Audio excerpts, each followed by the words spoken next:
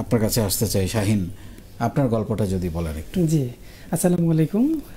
প্রথমে আমি কৃতজ্ঞতা জ্ঞাপন করতেছি সেই মহান সৃষ্টিকর্তার প্রতি, যিনি আসলে এত বাজে একটা সিচুয়েশনের ভিতরেও, প্যান্ডেমিকের ভিতরে আমাদের খুব ভালো, চমৎকার ভালো রেখেছেন। তারপর আমি কৃতজ্ঞতা এবং ভালোবাসা জ্ঞাপন করতেছি আমাদের প্রিয় মেন্টর আপনার প্রতি।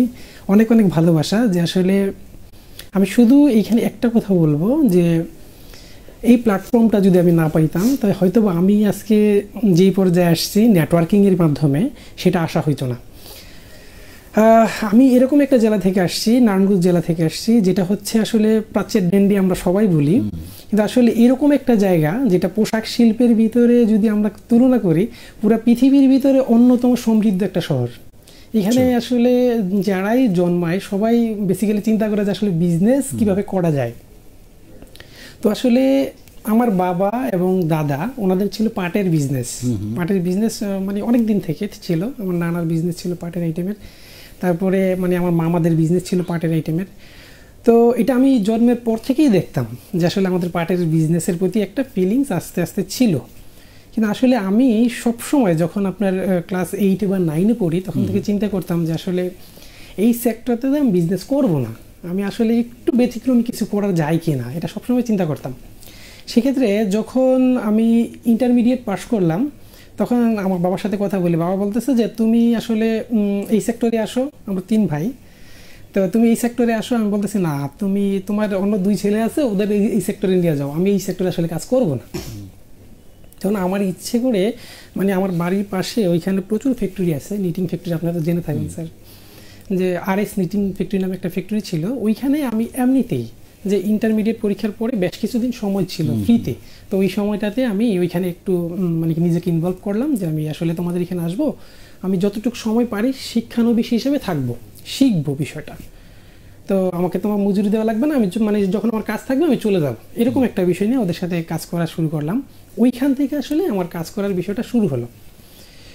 তো আমাদের নারায়ণগঞ্জ থেকে বিষয়টা আসলে অনেক ইজি হয়। এখন আমি যখন কাজ শুরু করে এই পর্যায়ে আসার পরে, যখন আমি মানে আপনার প্ল্যাটফর্মে যখন খোঁজটা পাইলাম, আমি রেগুলার এটার ভিডিও দেখতে থাকতাম, কিন্তু আসলে আমি রেজিস্ট্রেশনটা করা হয় নাই, যে আসলে আমি রেজিস্ট্রেশন করবো এরকম করা হয় নাই। তো অনেকের সাথেই কথাবার্তা হইতো, বিশেষ করে আসাদুজ্জামান ভাই মালয়েশিয়ার আছে কোর ভলেন্টিয়ার হিসাবে, ওনার সাথে রেগুলার কথা হইতো, মালয়েশিয়ার অনেকের সাথে কথা হইতো। তো আমি বিজনেস পারপাসে মালয়েশিয়া যাওয়া হলো, তো ওইখানে একটা অনুষ্ঠানের আয়োজন করলো আসাদ ভাই, যে ভাই শাহিন ভাই আসছে বাংলাদেশ থেকে, আপনি ঠিক আছে কথা বলেন এক্সপোর্ট ইম্পোর্টের উপরে। তো আমি মনে আছে আপনার KLC ইয়াতে একটা মিটআপের আয়োজন করলো, ওইখানে আমাদের মালয়েশিয়ান কান্ট্রি অ্যাম্বাসেডর জাহিদ ভাই ছিল, যিনি মারা গেছে। তো আমরা সবাই বসলাম, আমি এক্সপোর্ট ইম্পোর্টের উপরে কিছু কথাবার্তা বললাম। বলার পরে উনি ওই মুহূর্তে বসে থেকে আমাকে রেজিস্ট্রেশন করে দিল, যে ভাই আপনি রেজিস্ট্রেশনটা করেন। আমি আসলে দ্বিতীয় বেস থেকে ছিলাম, বিষয়গুলো জানতাম, কিন্তু আসলে রেজিস্ট্রেশন করার মতো কোনো লোক ছিল না। তো পরে উনি আমাকে এখানে রেজিস্ট্রেশন করে দিল। আর এরপরে আসলে আমি এই RMG সেক্টরে অনেকদিন যাবত আছি, সেই আপনার 2007 সাল থেকে আছি এই সেক্টরটাতে। তো আসলে প্ল্যাটফর্ম আমাকে যা কিছু দিছে, যেটা ছিল ধরেন আমার 50%-এর উপরে আমি এখান থেকে ইনক্রিজ করতে পারছি, যখন থেকে প্ল্যাটফর্মে আমি নিজেকে আসলে আস্তে আস্তে পরিচিত করার সুযোগ নিয়ে নিলাম, বা পরিচিত করতে পারলাম, আস্তে আস্তে সবার পাশে থেকে কাজ করলাম। তখন দেখা যাইতেছে কি আমি আস্তে আস্তে আমার সেলটা হিউজ পরিমাণ বাইরে গেল।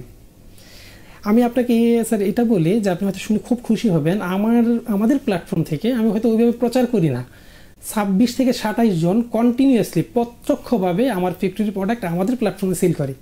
যেটা আপনার একটা স্টুডেন্ট আমি বলতে পারি, তানবীর ইয়াসিন, আমাদের এইবার উপজেলা অ্যাম্বাসেডর হিসেবে আমরা সিলেক্ট করছি, যদি আপনার মানে ইয়া থাকে, ও আপনার কাতারে প্রোডাক্ট পাঠাইতেছে, যেটা আমার ফ্যাক্টরি থেকে রেগুলার প্রোডাকশন হইতেছে। জাস্ট ও এবার ইন্টার পরীক্ষা দিবে, আমি যতটুকু পারতেছি এখান থেকে সহযোগিতা করতে মানে চেষ্টা করতেছি। আর আমাদের নারায়ণগঞ্জে যে টিমটা আছে খুবই চমৎকার একটা টিম, সবাই একজন আরেকজনের প্রতি এত চমৎকারভাবে কাজ করে যে আমি নতুন জেলা অ্যাম্বাসেডর হিসেবে আসছি, আমি হাসিনা রহমান লোপা আপু, যে আসলে ওনারা আমাদের যে পরিমাণ সাপোর্ট করে, নারায়ণগঞ্জ টিমটা খুবই চমৎকারভাবে আগে যাইতেছে। আর এইখান থেকে কি পরিমাণ উদ্যোক্তা স্যার আছে, আমি যদি মানে এটা করি, দেখা যাইতেছে পুরা বাংলাদেশের অর্ধেক যদি আমরা চিন্তা করি, নারায়ণগঞ্জ থেকে যদি আপনি মানে বেসিক্যালি চিন্তা করেন, এই পরিমাণ উদ্যোক্তা আছে যে আসলে এইখান থেকে প্রচুর পরিমাণ উদ্যোক্তা আছে। আমি তানবীরের কথা বললাম, ও আসলে 1000 পিস করে মাল কাতার পাঠায়, জাস্ট এসএসসি পাশে একটা ছেলে, যেটা অন্য যে কারোর কাছে স্বপ্নের মতো একটা বিষয়। এটা কন্টিনিউয়াসলি করে। আপনাকে কালকে যাবে ওরা 600 পিস ইউএস পলো যাবে, যেটা দুবাইতে যাবে, ও পাঠাইতেছে। আপনি ফ্যাক্টরি করার সিদ্ধান্ত নেওয়ার আগে মানে শুরুতেই ফ্যাক্টরি করেছেন না আগে কিছুদিন গার্মেন্টস লাইনে ব্যবসা করেছেন? আমি আসলে এসেছিলাম, আপনার একটু বলি, আমি আসলে প্রথমে স্টক দিয়ে শুরু করছিলাম। সেক্ষেত্রে আমি একটা বড় ধরনের প্রতারণার শিকার হয়েছিলাম। আমি মিরপুর 10 নম্বর থেকে একটা ভাইয়ের কাছ থেকে কিছু স্টকের আপনার জ্যাকেট কিনছিলাম, ফিলিপসের, এটা অনেকেই জানে, আমার নারায়ণগঞ্জের ভাই। তো ওনার কাছ থেকে 2200 পিস আমি প্রোডাক্ট কিনছিলাম, ফিলিপসের জ্যাকেট। এটা আমি ওনার এখান থেকে, উনি ছিল নৌবাহিনীর রিটায়ার্ড একটা অফিসার, তো ওনাকে আমি বিলিভ করছি। তো উনি আমাকে মাল ওনার এখান থেকে কার্টুন করার পরে ওনার এখানে 2200 পিসের ভিতরে 800 পিসের উপরে প্রোডাক্ট ছিল স্লিভলেস, মানে স্লিভ ছিল না। এটা উনি আমাকে কার্টুন করে দিয়ে দিচ্ছে। তা আমরা মিরপুর থেকে প্রোডাক্টটা নিয়ে আসার সাথে সাথে শিপমেন্ট করছি। শিপমেন্ট করার পরে যখন এটা মালয়েশিয়া প্রোডাক্ট পৌঁছলো, তখন ওরা আপনার মারাত্মকভাবে আনহ্যাপি, বলতেছে যে শাহিন ভাই আপনি ইচ্ছাকৃতভাবে এটা করছেন। আমি বলতেছি ভাই আমি এটা করি না, আমি মালয়েশিয়া আসতেছি। তারপরে মালয়েশিয়া গিয়ে আমি নিজের পকেট থেকে ড্যামারেজ দিয়ে সব কিছু সলভ করে আসছি, কিন্তু এখান থেকে আমি ওটা রিটার্ন পাচ্ছিলাম না। ওই ভাই আমার সাথে করতেছিল, ঠিক আছে ভাই তুমি এই টাকা নিয়ে থাকো। তারপরে আমি ফ্যাক্টরির দিকে আসলাম যে না, আমি আসলে এইভাবে স্টক থেকে প্রোডাক্ট দিব না, দিলে আসলে মানুষে আপনার এত প্রোডাক্ট নিলে কিউসি করে নেওয়া যায় না, স্টক থেকে অনেক ঝামেলা হয়। পরে আস্তে আস্তে ফ্যাক্টরির দিকে চলে আসলাম। স্যার তো বায়ারগুলো কিভাবে আপনি জোগাড় করলেন? আচ্ছা স্যার, আমি আসলে এখানে আরেকটু গল্প বলি। আমি যখন আপনার এই আরএস নিটিংয়ে ছিলাম, তখন থেকেই আমি আসলে ইম্পোর্ট বা এক্সপোর্ট লাইনে আসার জন্য অনেক চেষ্টা করতেছিলাম। এর ফাঁকে আমি একটা কোর্স করতাম, সেটা হচ্ছে নারায়ণগঞ্জ ল্যাব নামে একটা প্রতিষ্ঠান ছিল, যারা এক্সপোর্ট ইম্পোর্টের উপরে আপনার ক্লাস করাইতো। ওইখানে আমি 6 মাসের ডিপ্লোমা করলাম। প্রথমে ডিপ্লোমা করার পরে আমি ইন্ডিয়াতে যাইতাম। ইন্ডিয়াতে গিয়ে কিছু প্রোডাক্ট পার্সোনালি ক্যারি করে নিয়ে আসতাম, যেটা আমি ইন্টার পাস করার জাস্ট গ্রাজুয়েশন যখন করি, তখন আপনার আমি ওই প্রোডাক্টগুলো ইন্ডিয়া থেকে ক্যারি করে প্রোডাক্ট নিয়ে আসতাম, খুবই কষ্ট করে প্রোডাক্ট নিয়ে আসতাম। আর আমি নারায়ণগঞ্জে হাইটেটা আমি এটা অর্ডার কালেক্ট করতাম, আইসে প্রোডাক্ট ওদের বুঝাই দিতাম। এইভাবে আমার ইম্পোর্টের যাত্রাটা শুরু। আর এর সাথে সাথে অলওয়েজ চিন্তা করতাম যে আসলে কীভাবে এক্সপোর্টটা করা যায়, কীভাবে এক্সপোর্ট করা যায়। প্রথম আমি টার্গেট করলাম যে আসলে আমাদের যে আসলে প্ল্যাটফর্ম আছে, প্লাস বাহিরে যারা আছে, আমার পরিচিত সার্কেলের ভিতরে যারা আছে, ওরা কারা কারা আরএনজি সেক্টরের বিজনেসটা করে, ওদের সাথে কানেক্ট করার চেষ্টা করলাম, কন্টিনিউয়াসলি যোগাযোগ করতাম। এটা প্রথমে আমি শুরু করলাম আমার কাজিন ফুফাতো ভাই আলামিন ওনার নাম, তো উনি কুয়েতে থাকে। তো ওনাকে বললাম যে ভাই আমি তো আসলে কিছু প্রোডাক্ট চাইলে তোমাকে দিতে পারি, তুমি এই প্রোডাক্টগুলো নিয়ে কাজ করতে পারো কিনা দেখো। তো প্রথমে ওনাকে আমি প্রোডাক্ট কিছু পাঠাইলাম। এইভাবে আর কি বায়ারগুলো সোর্সিং করার অলওয়েজ কন্টিনিউয়াসলি ট্রাই করতাম। এর ভিতরে আপনার স্যার আমি বিজনেস পারপাসে মানে ট্রাই করার জন্য মানে বায়ার কালেক্ট করার জন্য অনেকগুলো দেশ মুভ করছি। সেটা হচ্ছে জাস্ট এটার ক্ষেত্রে সবচাইতে বেশি যে সহায়তা করছে সেটা হচ্ছে আমার ওয়াইফ। সে তার জমানো কিছু টাকা ছিল, যে বেশ কিছু টাকা জমানো ছিল একেবারে ছোট থেকেই। তো আমি যখন প্রথম চায়নাতে মুভ করি 2016 সালে, আমার খুবই বাজে একটা অবস্থা ছিল। তখন ও আমাকে বললো যে তুমি এই টাকাটা নিয়ে মুভ করো, সমস্যা নেই, তুমি আঁকাইতে থাকো। যদিও আমাদের ফাইন্যান্সিয়াল সিচুয়েশনটা খুবই বেটার ছিল, কিন্তু আমার বাবা বিশ্বাস করতো যে ইম্পোর্ট বা এক্সপোর্ট মানি হইতেছে স্বর্ণ নিয়ে আসা, এই বিজনেসগুলো এখানে করা। টোটালি আমি আপনার রিয়েল হিস্ট্রিটা বলতেছি। উনি আমাকে নিয়ে ভয় পাইতো। তো আমি বলতাম যে বাবা বিষয়টা এরকম না, যা তুমি আমাকে বিলিভ করো। উনি আমাকে বিলিভ করে টাকা দিবে না, যে না তুমি বাবা আমার বিজনেস আছে এইখানেই বসো। কিন্তু আসলে আমি এই সেক্টরতে কাজ করতে চাইতাম না। ইভেন আমরা 3টা ভাই। তার মানে আপনার বায়ার খোঁজার জন্য আপনাকে ওই দেশগুলো ভিজিট করতে হয়েছে? জি, কিছু দেশ ভিজিট করতে হয়েছে। আর বেশি করছি আসলে আমার পরিচিত যে জোন আছে আমাদের প্ল্যাটফর্ম থেকে, আমার প্ল্যাটফর্ম থেকে অনেকগুলো বায়ার আছে যাদের আমি কন্টিনিউয়াসলি মাল দিতেছি। সৌদি আরবে আছে, কুয়েতে মাল যাইতেছে, দুবাইতে যাইতেছে, রেগুলার মাল যাইতেছে। আপনি বলছিলেন চায়নায় আপনার খুব কষ্টের একটা অভিজ্ঞতা আছে, একটু যদি শেয়ার করেন। জি স্যার, এটা হইতেছে 2016 সালে যখন আমি প্রথম চায়নাতে মুভ করার জন্য চিন্তা করলাম, তখন দেখা যাচ্ছে আমি আসলে এর আগে কখনোই দেশের বাইরে মুভ করি নাই, প্রথম মুভ করা আর কি। তো আমাদের বাংলাদেশি এক ভাই, যার নামটা আমি আসলে এই মুহূর্তে বলতে চাচ্ছি না, যে আসলে উনি আমাকে বললো যে চায়না তুমি এইভাবে আসো, আমি করবো। আমি ওই সময় বিজনেসে খুব বড় না, আর আমাকে দেখতে খুব বড় দেখা যায় বিষয়টা এরকম না। এখন চায়নাতে যাওয়ার সময় আমি আসলে থাইল্যান্ডের একটা করলাম, যদিও আমার ইন্ডিয়া যাওয়া ছিল, এর আগে কোনো দেশে ইন্ডিয়া ছাড়া যাওয়া ছিল না। তো থাইল্যান্ডের টিকিট কাটার পরে আপনার দেখা যাচ্ছে থাইল্যান্ডে আমাকে আপনার 12 ঘন্টার মতো ট্রানজিট দিল ফার্স্ট টাইম। আমি ওটা ওদের অভিজ্ঞতা ছিল না। তো পরে থাইল্যান্ডে গিয়ে আমি একটু ভয় পাইতেছি যে আসলে এটা প্লেন চেঞ্জ করবো বা এটা সেটা এরকম আমি করতে পারতেছিলাম। তখন ফেসবুকে একটা স্ট্যাটাস দিলাম, তখন একটা ভাই আমাদের প্ল্যাটফর্মের এক ভাই উনি আমার স্ট্যাটাসে কপি করেছে, শাহিন ভাই আপনি থাইল্যান্ডে আছেন, আমি থাইল্যান্ডে আছি, চায়না যাব। এটা আনবিলিভেবল, একেবারে অবিশ্বাস্য একটা বিষয় ছিল। তা উনার ছিল ব্রাহ্মণবাড়িয়ার এক ভাই, নিজাম ভাই। হ্যাঁ, তা উনি আমাকে বলে যে আসেন কোন ইয়াতে আছেন, আমি বললাম আমি এইখানে আছি। তো উনি আমাকে বলে যে ঠিক আছে ভাই দাঁড়ান, উনি সৌদি আরবে থাকতো, উনি আমার কাছ থেকে মানে বয়সে একটু বড়। তো পরে উনি আমাকে পিক করলো। এখন যাই শুনি যে উনি যেই বাসায় যাবে আমিও সেই বাসায় যাব, ওকে, বাংলাদেশি ভাই। তো ওইখানে যাওয়ার পরে যেই ঘটনা হয়েছে ওইটা ছিল আমার জন্য খুব কষ্টদায়ক, কারণ ওইখানে অনেক মানুষ ছিল, আমি সব ছোট ছিলাম। কারণ আমাকে 16 দিন জাস্ট একটা 2 সোফার ভিতরে রাত্রে গ্যাজাপিং করতে হয়েছে। এটা একটু আমি প্রেক্ষাপটটা বলি, আমি নিজেও এই জায়গাগুলো ভিজিট করেছি বোঝার জন্য। চায়না গিয়ে যদি আমি হোটেলে ছিলাম, কিন্তু খাওয়া দাওয়ার জন্য ওই জায়গাগুলোতে যেতাম, কারণ ওইখানে বাঙালি খাবার পাওয়া যেত। ওইখানে যেটা হয় সেটা হচ্ছে এরকম ডরমিটরি টাইপের থাকে, এখানে থাকাও যাওয়া যায়, খাওয়াও যায়, এবং অনেক মানুষ কষ্ট করে মাটিতে, ফ্লোরে, সোফায়, যেটা আপনি বললেন, ওইভাবে থেকে ওইখানে খেয়ে দিয়ে কোনো রকম তারা দিন কাটায়, বায়ার খোঁজার জন্য, প্রোডাক্ট খোঁজার জন্য যায়। সেটার কথা আপনি বলছিলেন। জি জি। তারপরে এরকম হয়েছে যে আসলে ওই ভদ্রলোক আসলে আমাদের কাছ থেকে মানে পার ডেতে একটা কত 185 বা 220 আরএমবি করে নিয়ে গেছে। পরে শুনলাম যে আসলে 120 আরএমবি করেই থাকা যায় আরেকটা বাসায় অন্য কোথাও, কারণ আমি ফার্স্ট টাইম গেছি। তো উনি আসলে অ্যাজ এ মানে আমার মানে একটা দিছিল, গাইড করছিল। তো আমি ওনাকে বিলিভ করতাম যে আসলে যে এটা করা যায়, কিন্তু পরে দেখলাম কি উনি আমাদের কাছ থেকে হিউজ পরিমাণ টাকা বেশি নিয়ে গেছে ফার্স্ট টাইম, যেটা আমার জন্য খুবই কষ্টদায়ক ছিল। থাকার বিষয়টা এতটুকুই কষ্টদায়ক ছিল যে আসলে এটা বর্ণনা করার মতো না। আরও একটা বিষয় হইতেছে যে উনি আমাদের যেভাবে গাইড করছে যে আপনি আসেন এইখানে আমরা শিখাবো, কিন্তু আসলে যাওয়ার পরে দেখা যাইতেছে আমাকে ছাইরা দিল। চায়না তো স্যার আপনি জানেন পরিস্থিতিটা কত বাজে, যে এখানে চলার বিষয়টা কত কঠিন। তো এই জন্য আসলে আমি এক্সপোর্ট ইম্পোর্টের বিষয়গুলো আমাদের প্ল্যাটফর্মে স্যার আপনি আমাকে সিলেক্ট করছেন 4 জনের ভিতরে একজন, আমি এক্সপোর্ট ইম্পোর্টের কথা বলতেছি। এখন আমি চাই এই বিষয়টা অনেক সহজ করে দিতে। আমার অলরেডি 7 বার চায়না যাওয়া, এখন মালয়েশিয়াতে অনেকবার যাওয়া, সিঙ্গাপুরে যাওয়া।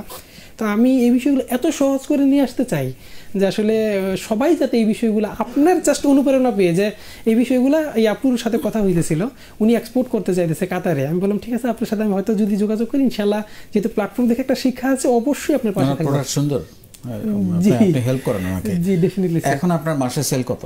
এখন মাসে স্যার ইন এন এভারেজ 50 থেকে 75 লাখ টাকার মতো আছে। মাশাআল্লাহ মাশাআল্লাহ, ভেরি গুড ভেরি গুড। এবং আপনার মূলধন বলছিলেন প্রায় 1 কোটি টাকা হয়ে গেছে। প্লাস হবে স্যার, প্লাস, আলহামদুলিল্লাহ। আপনি যে ব্যবসাটা করেন এটা তো এখন ভীষণ কম্পিটিটিভ।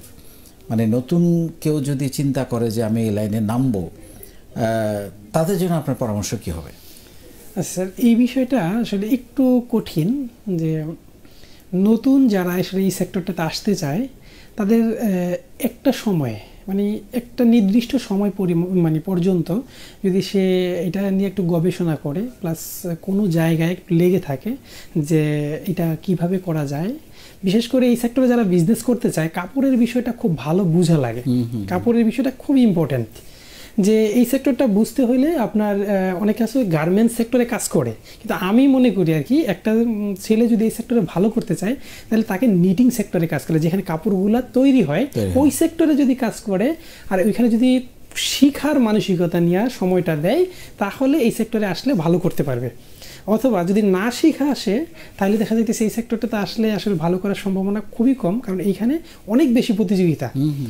তো আরও একটা বিষয় হইতেছে এইখানে ব্যতিক্রমে যদি কিছু চিন্তা করতে পারে, যেরকম আপনার ধরেন আমরা থেকে কিছু শীতের যে ব্লেজারগুলো আমরা তৈরি করি এগুলোর পরে কিছু কাপড় মানে এক্সট্রা থাকে, ওইটারে যদি অন্য কোনো পারপাসে ইউটিলাইজ করা যায়, মানে আপনার যদি জুতা তৈরি করা যায়, যেটা চায়না থেকে আমরা ইম্পোর্ট করতেছি ওই ধরনের জুতাগুলো তৈরি করা যায়, আমরা পরীক্ষামূলক এবার কিছু করছি, ব্যতিক্রমে যদি কিছু করা যায় সাথে এক্সট্রা যেটা থাকে, বড় ফ্যাক্টরিগুলো এটা করে না, মানে কাপড় থাকতেছে যেটা জুট হিসাবে ফালাই দিতেছে, ওইখান থেকে কিছু কাপড় তৈরি করে, যেমন আমাদের প্ল্যাটফর্মের এক ভাইয়ের মাধ্যমে আমি নেদারল্যান্ডে কিছু রুমাল পাঠাইছি। এই রুমালটা আসলে এক্সট্রা একটা কাপড় থেকে ছিল, যেটা আসলে যদি এইভাবে চিন্তা করা যায় তো এই ফিল্ডে ভালো করে অনেক সুযোগ আছে। প্রথমে তো কাজটা শিখতে হবে, যেটা আপনি বললেন, কাপড়টা বুঝতে হবে, ফ্যাক্টরি বুঝতে হবে, ওভেন নিট এগুলো বুঝতে হবে, কিভাবে প্রোডাকশন করতে হয় জিনিসগুলো বুঝতে হবে, সেটা তো একটা আছে। আর একটা হচ্ছে বাজার তৈরি করা, মানে সেলস যেটাকে বলি আমরা। তো আমরা ট্রেডিশনালি যেসব দেশগুলোতে এক্সপোর্ট করি, বিশেষ করে ইউরোপ, আমেরিকা এবং এই বেল্টে কিছু জায়গাতে, আমরা মালয়েশিয়া বা এসব, এর বাইরে নতুন বাজার যেমন আফ্রিকা বা অস্ট্রেলিয়া, এইসব জায়গায় কি আপনারা মানে আপনারা কি খোঁজখবর নিয়েছেন কিনা যে এইখানে এইসব জায়গায় বাংলাদেশকে পৌঁছানো? নিশ্চয়ই কেউ কেউ করছে। জি, আপনাকে আমি একটা সংবাদ দিচ্ছি, এটা একটা ভালো সংবাদ বাংলাদেশের জন্য। আসলে আমরা একটা সময়, আমি নিজে পার্সোনালি দুশ্চিন্তা করতাম যে আসলে পোশাক শিল্পটা আমরা ধাপে ধাপে অনেক উপরে চলে আসছে, যেটা আপনার চায়নার কাছাকাছি হয়তো চলে আসবো একটা পর্যায়ে গিয়ে, আস্তে আস্তে এটা পিকটা থেকে নামতে থাকবে। তো এখন ভালো একটা নিউজ যেটা হচ্ছে যে আমরা আসলে ইউরোপীয় ইউনিয়ন প্লাস আমেরিকা হইতেছে আমাদের প্রধান মানে কাস্টমার, কিন্তু রিসেন্টলি কিছু মানে কি বলে সেলার বা প্রোডাক্ট প্রডিউস করে, ওরা আপনার রাশিয়াতে কিছু প্রোডাক্ট রিসেন্টলি পাঠাইছে, এই বছর পাঠাইছে, আপনি জেনে খুশি হবেন। তারপরে আপনার এই বেল্টের যে দেশগুলো আছে, ইউক্রেন, রাশিয়া, চিলি, ওইটা দক্ষিণ আমেরিকা যাচ্ছে বা আমেরিকা যাচ্ছে, ওই ব্যতিক্রমী কিছু কিছু জিনিস এখন কাজ করতেছে। আরও একটা নিউজ আপনাকে দিচ্ছি স্যার, চায়না তাদের ফ্যাক্টরিগুলো শিফট করতেছে আফ্রিকাতে, আমরা হয়তো অনেকে জানি বিষয়টা। এখন বাংলাদেশে কিছু বড় বড় ফ্যাক্টরি এটা চিন্তা করতেছে যে আসলে আমাদের কিছু ফ্যাক্টরি আফ্রিকাতে আমরা ট্রান্সফার করি, যেহেতু ওইখানে লেবার কস্টটা কম আছে, সবারই লাগে। জি, তো আসলে চায়না করতেছে লেবার কস্টের জন্য, এটা আসলে মুভ করতেছে। এখন বাংলাদেশ থেকে মানে এখন অলরেডি কিছু কিছু ফ্যাক্টরি চিন্তা করতেছে যে হ্যাঁ, আমরা আফ্রিকাতে কিছু মানে ফ্যাক্টরি ট্রান্সফার করব, যেটা ওইখান থেকে যদি আমরা এক্সপোর্ট করি, তাহলে বাংলাদেশ থেকে এখন এক্সপোর্ট করে যে সুযোগটা পাওয়া যাচ্ছে, জিএসপি যে সুবিধাটা পাওয়া যাচ্ছে, আর আফ্রিকা থেকে হয়তো কয়েক বছর পরে এটা পাওয়া যাবে। লাস্ট কথা আপনাদেরকে শুনতে চাই, আগামী 10 বছরে আপনি কোথায় দেখতে চান নিজেকে? স্যার, আমি আসলে পার্সোনালি যদি এটার উত্তর দিই, সেক্ষেত্রে আমি একজন ইসলামিক স্কলার হইতে চাই, যেটার জন্য আমি আসলে পরিশ্রম করতে চাই, মানে করে যাচ্ছি। আপনারা তো জেনে খুশি হবেন স্যার যে আসলে আমি ডাবল মাস্টার্স করা আমার, তারপরে ল করা আছে, তারপরে MBA করা আছে, এরপরে হইতেছে আমি জাতীয় রাজস্ব বোর্ডের একজন ইনকাম ট্যাক্স লয়ার হিসেবে আছি। কিন্তু আমার আসলে পড়াশোনার ক্ষুধা যেটা আছে, এটা আসলে এখনো শেষ হয় নাই, যেটা আমি চাচ্ছি যে একজন ইসলামিক স্কলার হইতে। আর সেই সাথে এটার জন্য আমি কন্টিনিউয়াসলি ট্রাই করতেছি। আর আপনি আরও একটা জিনিস তথ্য জেনে খুশি হবেন যে আসলে আমি একসাথে মাদ্রাসায় প্লাস স্কুলে পড়াশোনা করছি। আচ্ছা, তারপর হচ্ছে স্যার, আমি যে জিনিসটা চাচ্ছি যে আপনাকে দ্বারা এতটুকু অনুপ্রাণিত হই, বিলিভ করেন যে আসলে আমি কতটুকু অনুপ্রাণিত হই, এটা আসলে এইভাবে এক্সপোজ করি না যে আমি এটা বললাম যে স্যার আপনার প্রতি অনেক ভালোবাসা আছে, বিষয়টা এরকম না। আমি এটা কাজে লাগানোর চেষ্টা করি কন্টিনিউয়াসলি, যে আমি উদ্যোক্তা তৈরি মানে আপনি করতেছেন, আমি ওদের সহায়তা করার জন্য। আপনি যখন প্ল্যাটফর্মের জন্য যে উদ্যোক্তা তৈরি করার জন্য কিছু প্রোডাক্ট চাইলেন, আমি সবার আগে পাঠাইছি, আপনারা তো জেনে থাকবেন। NSS নিট ফ্যাশন কাজ করতেছে পুরা পৃথিবীর মানে 16টা দেশের সাথে কাজ করার অভিজ্ঞতা আছে। আমরা ডেনিম এখন শুরু করতেছি স্যার, হয়তো এপ্রিলের ভিতরে আমরা ডেনিম শুরু করবো। নিট আইটেম নিয়ে কাজ করতেছিলাম, আমার ফ্যাক্টরিতে কাজ করে 2টা শেড, 4 লাইন চলে আর কি স্যার। এখানে কাজ করে 120 জনের মতো। তা আমি চাচ্ছি যে আসলে আরও বেশ কিছু ওয়ার্কার এখানে নিয়ে কাজ করার জন্য মানে আরও 10 বছর পরে আমি এরকম একটা অবস্থানে নিয়ে চাইতেছি যে আমি এই বিজনেসটাতেই থাকবো, বিষয়টা এরকম না। কারণ পরিবর্তিত পরিস্থিতির সাথে নিজেকে খাপ খাওয়ায় আর তো দেখা যাচ্ছে আমি 10,000 মানুষের যাতে কর্মসংস্থান করতে পারি, এটা একটা বিষয়। যাতে এটা না যে আমি RMG সেক্টরেই থাকবো, বিষয়টা এরকম না। যে পরিস্থিতি অনুযায়ী চায়না থেকে ইনভেস্ট করার জন্য আমি মানে যখনই চায়না যাই, ফ্যাক্টরি ভিজিট করার চেষ্টা করি সেনজেনে গিয়ে, যে আসলে যারা কারা ইনভেস্ট করতে চায়। আমি আরেকটা দুঃখের বিষয় আপনাকে স্যার শেয়ার করি, যদি হয়তো সময়টা কম আছে, সেটা হচ্ছে আমাদের এইখান থেকে বিডা নামে একটা প্রতিষ্ঠান আছে, সরকারি প্রতিষ্ঠান, যারা আসলে বিনিয়োগ টার্গেট করার জন্য আমাদের এখানে কাজ করে। আমি ওইখান থেকে ওদের সাথে কথা হয়, আসলে এই সেক্টরটাতে স্যার যারা কাজ করে ওদের জন্য খুব কষ্ট লাগে যে আসলে একজনের ব্যাকগ্রাউন্ড, আমি সমালোচনা করতেছি না, ব্যাকগ্রাউন্ডও মানে কি বলে বিজনেস স্টাডিজ না, কিন্তু ওরা আসলে বিনিয়োগ আনার জন্য ওরা বাইরে মুভ করতেছে।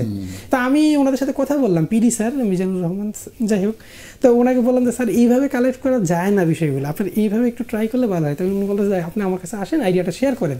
তো আমি বললাম ওনাকে যে আসলে এইভাবে করা যায়, চাইনিজরা বিনিয়োগ করার জন্য বসে রয়েছে, আমি আমার সাথে বিনিয়োগ যে কথা বলছে তার ব্যাকগ্রাউন্ডটা খুব গুরুত্বপূর্ণ। জি। তো এখন ঘটনা হইতেছে ওনারা বিজনেসটা কিভাবে টার্গেট করবে এটাই বুঝে না, যে আসলে এইভাবে করবে। আমার প্ল্যাটফর্ম মানে আমি এই প্ল্যাটফর্মটাকে কতটুকু পছন্দ করি জাস্ট এটা বলি, 26 জন উদ্যোক্তা আমার এখান থেকে প্রোডাক্ট নিচ্ছে, আমি এটা কখনো এইভাবে প্ল্যাটফর্মে ঘোষণা দিয়ে বলি না যে আমার এখান থেকে তো এতজন প্রোডাক্ট নিচ্ছে। যারাই নিচ্ছে যদি কখনো ওনাদের সাথে কথা হয় আমি কি পরিমাণ হেল্প করি ওনাদের, এটা হয়তো ওনাদের মুখ থেকে শুনতে পারবেন। তোমার প্রোডাক্ট দরকার তুমি নিয়ে যাও, ঠিক আছে, সেল করে তারপরে টাকা দাও। ইভেন আমি আমাদের প্ল্যাটফর্মের শুধুমাত্র জাস্ট প্ল্যাটফর্মের কারণে মালয়েশিয়া বলেন, তারপরে সৌদি আরব বলেন, অনেকে ফাইন্যান্সিয়ালি সাপোর্ট পর্যন্ত দিছে, আর ওরা সুন্দর মতো সেটা আমাকে ব্যাক করে দিছে। শুধু এইটা আমাদের প্ল্যাটফর্মের জন্য সম্ভব হয়েছে। আর আমি আরেকটা মেসেজ আপনাকে সবার উদ্দেশ্যে দিব যে আসলে আপনারা নারায়ণগঞ্জ আসেন, নারায়ণগঞ্জ অনেক ভালো ভালো ছেলে মেয়ে আছে যারা চমৎকার কাজ করতেছে। বিশেষ করে আমাদের নারায়ণগঞ্জ জেলা টিমটা এত চমৎকার কাজ করতেছে স্যার, এটা আসলে বলে বোঝানো যাবে না, খুবই চমৎকার কাজ করতেছে। আমি যেতে চাই না ইনশাআল্লাহ স্যার, আমরা অনেক চেষ্টা করতেছি, আপনি অবশ্যই নারায়ণগঞ্জ আসবেন। আর দেখা যাইতেছে বিশেষ করে আমাদের জেলা অ্যাম্বাসাডারগুলো যারা আছেন খুবই খুবই মানে দক্ষ এবং ইয়ার ভিতরে দিয়ে আমাদের নেতৃত্ব দিয়ে নিয়ে যাচ্ছেন। আমিও রিসেন্টলি আসি জেলা অ্যাম্বাসাডার হিসেবে। ইনশাআল্লাহ কাজ করেন, আপনি অনেক উপরে উঠবেন, দোয়া করি। জি স্যার।